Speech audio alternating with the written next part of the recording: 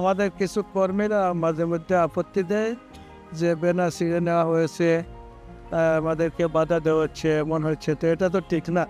আসলে সবাই মিলে আসলে একটা সুন্দর নির্বাচন করি। ইসলামের আরেকটা সংজ্ঞা ছিল যে কারো বিরুদ্ধে প্রচারণা মানে কুৎসা রটনা, গিফত গাওয়াটা ইসলামী দৃষ্টিভঙ্গিতে সম্পূর্ণ গর্হিত অন্যায়।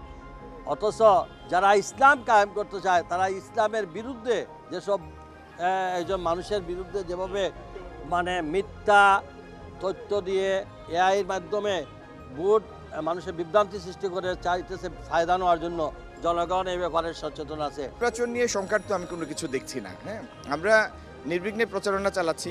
আর একটা জিনিস মনে রাখবেন, যারা পিছিয়ে থাকে বা যারা বিভ্রান্তির রাজনীতি করার চেষ্টা করে তারা সময় সময় বিভিন্ন ধরনের ধোঁয়া তুলে চাইবে যে না ভোটাররা যাতে না আসুক।